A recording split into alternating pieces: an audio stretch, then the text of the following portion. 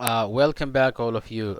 Someone asked me if I can translate some words from English to Somali, and I believe that person was a teacher, ESL teacher. I know there's a lot of Somalian, in Europe or in the United States or Canada, and maybe all of them are, some they speak the language very well, but there is people who are still learning language. Here is some words that I prepared for teachers who teaching a language. Okay, here is the how you can say some of the words. Dugsi, Dugsi, Dugsi, school. Dugsiga sare, high school. Dugsiga dhexe, junior high school. Dugsiga hoose, elementary. Xanaanada caruurta, kindergarten or head start. Jaamacadda, university. Jaamacadda caafimaadka, medical university. Ereyo, words. Macallim ama bare, macallin or bare, teacher.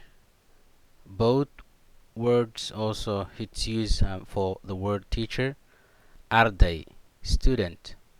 Hafiz, Hafiz, office. Warqad, paper. Qalin, pen.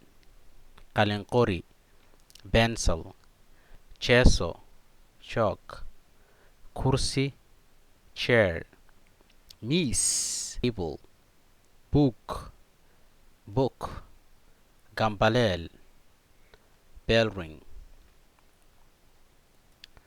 Here so phrase your answers here. Qor jawaabta halkan.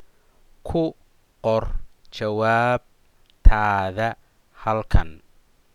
What do you think? Maxay kula tahay? Do you have any question?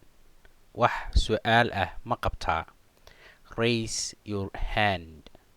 Gacantaada kor u taag. Please sit down. Fadlan fadhiiso. Fadlan fadhiiso. Do you understand? Ma fahantay? Do you understand? Ma fahantay? Istaag, stand up. Xaadir, present. Maqan, absent. Si tartiib ah u qor. Si tartiib ah u akhri. Sorry. Si tartiib ah u akhri. Read slowly. Fadlan qor. Please write. Tirtir, erase. Fadlan kor u hadal. Please speak louder. Waad mahadsan tahay. Thank you. Iga raali noqo. Excuse me.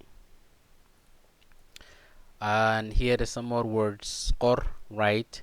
Jawaabta, answer. Halkan, here. Halkaas, halkaas, there. Halkan, here.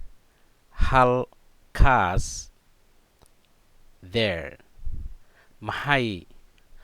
If you want to say the word what, there is a number of ways that you can say it in Somali, but it depends what you're questioning.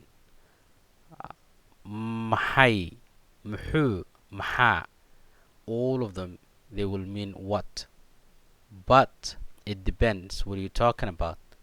For example, if you are asking what is your name, you can say muxuu yahay magacaaga. Muxuu yahay magacaaga. You will use this one. But if you are asking what are you doing here, you can say maxaad halkan ka samaynaysaa. What are you doing here? Maxaad halkan ka samaynaysaa. So a couple of ways that you can say maxay, muxuu, maxaa, all means what, but it depends what you are asking. Question, su'aal. Gacan, hand. Tag, raise. Fariiso, sit. Fiiri, look. Okay, if you look these words it's a verb. So you can see the nouns like gacan, hand, it has an article like ta. Here is ta, here is ta. Some have them ga. That's an article. The articles of those nouns are about 8. I believe 4 masculine and 4 feminine. But here, this is a verb, so the verb doesn't need for that. Uh, Unless that you are talking about other articles, and so tag, stack, tag, raise, stack, stand up, fariiso, fariiso, sit, fariisa halkan, sit down here, fiiri, look. So I believe, that's about it. Go back and read it again. If you do have a question, let me know about it. If I'm making mistake and you speak Somali, you can correct me. Either you can send me email or you can comment. And another things that I do want to mention is that there's different ways that you can say in Somali words. So if I say one word, one way, remember, it's a language. There's a lot of words and there's a lot of different ways that you can say. So I hope that you will learn something from this lesson. If you do have a question, let me know. Thank you. Bye.